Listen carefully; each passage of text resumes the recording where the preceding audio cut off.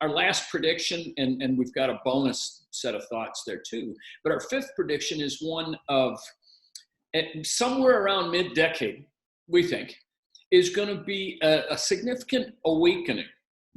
Because right now you do hear a lot of that says, we've got to do a lot of things to bring more people in, to increase diversity. We've got to be able to deal with this exodus, because you look at who has held sway for so long, and where are they going, and new ones are coming in, but they want some different rules. I think some of it, there's a lot of organizations that have done really well in trying to make it a positive, effective transition. There's other ones that have given it lip service. And I think what we were talking about is, I think what we were coming up with is that somewhere in mid-decade, there's going to be an awakening where it's going to be for real. There's going to be an awakening to the fact that, you know what, boomer's gone. Or the way you look at how you go to work and your identity at work, a lot of these things, and the rules of work. And part of it for me, from a leadership perspective, and with some of the great mentors that we've had, and Doc Kersey and Marshall, and the idea of leader of the future. Matter of fact, there's even new leaders of the future that have to come into play. That leader as learner, not leader as teller. The leader that's going to come in and is going to, how would I put it best?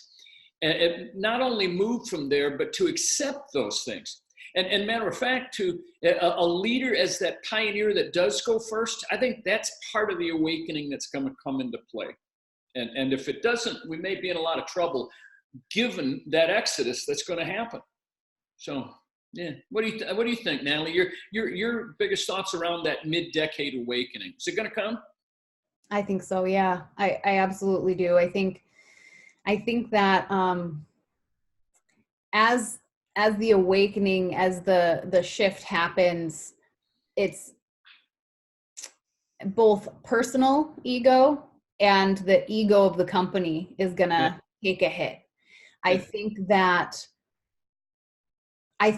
the soul of an organization is going to be put on display in terms of having a light shined on it.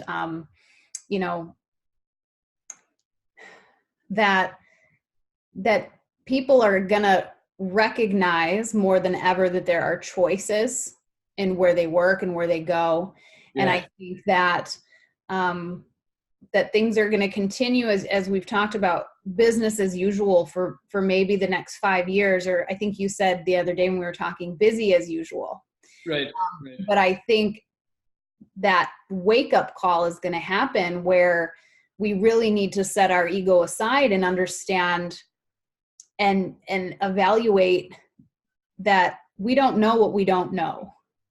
And as we have this talent exodus happening, and as we see more polarization through different political stances, or, for me too, I see a lot around, especially people in the millennial generation, really valuing sustainability. Mm-hmm. I think that organizations are going to need to take a hard look at kind of the inside and not just what the balance sheet says as well. Right. Because I think the inside, the soul of the company, is going to determine your success in the later half of the decade. It's almost like if I look at it, there's an awakening for everybody coming. Mm-hmm. And for the organizations, we used to have a Finnish affiliate, Natalie and I, that he would say, pleasure motivates, but pain gets you to move.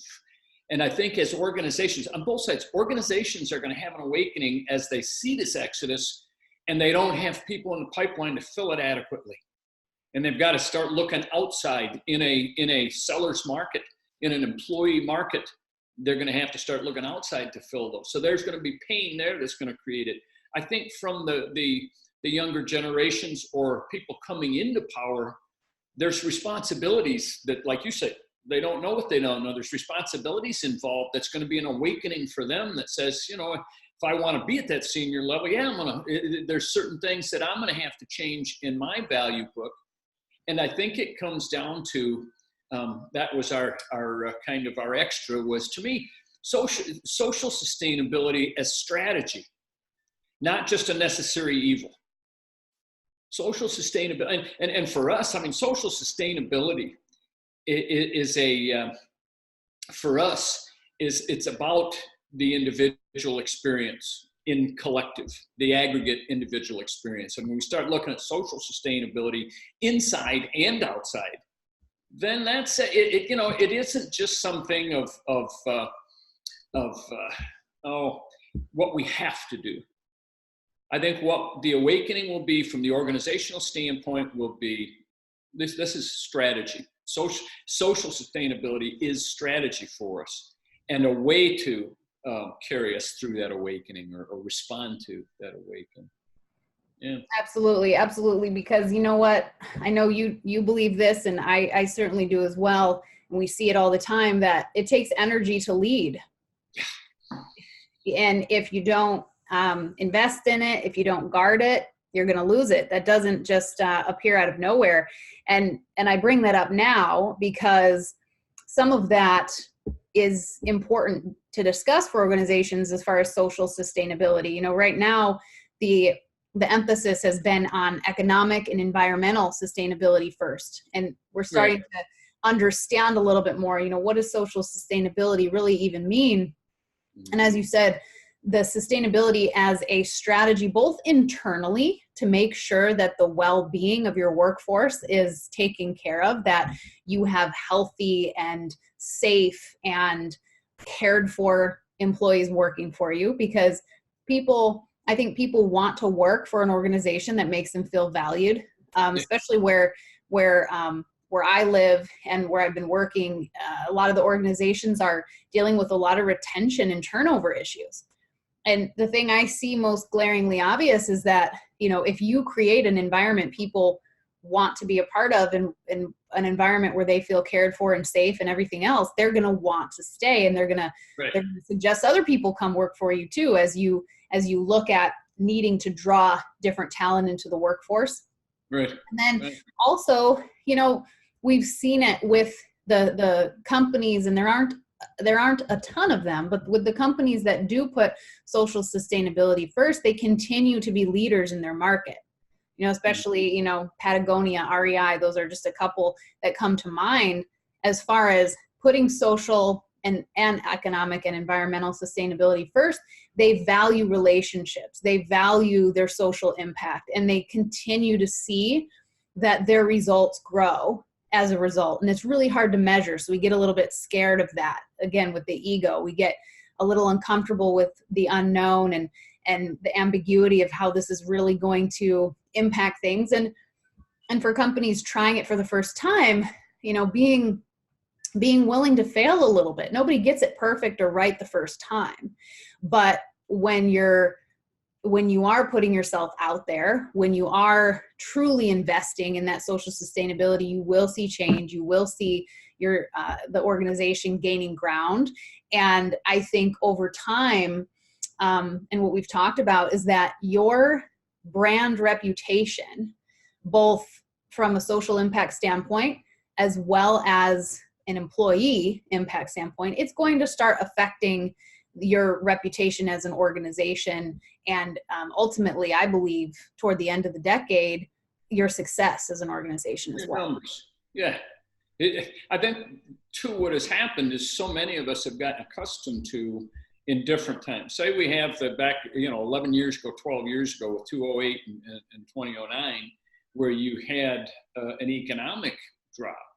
Then everybody says, all right, our focus is on results, on making sure we survive, making sure we become more viable. We have to change who we are. I think the same thing's happening, even though the numbers are good. And like I mentioned about pain, in the last 12 to 14 months, there's been 3 individuals that I've worked with in a coaching relationship that have left the organization they were in. And it was a win. It was a win for them. It was a win for the organization, because there was problems. And again, our best advice has always been, if you have a problem, you can either accept it, change it, or leave it. And there's more and more these days that are choosing to leave it. And I think social sustainability as as strategy can get you the numbers you need in a healthy, robust economy, and not just the talk, not just the feeling of, well, I've got a 30-day, I'm on a treadmill with nothing but a 30, 60, 90-day window in front of me. It's not something that's going to drive me or my customers or my community. Yeah. Thank you, Nat. That's been fun. Thank you. Thank you. I think we really enjoyed having this conversation just amongst ourselves. I hope that you enjoy it too. And again, we'd love to hear your feedback to this, as far as, you know, your opinions and reactions to our predictions and that. And we wish you a safe and healthy new year, and we'll see you in 2020. Absolutely. Peace.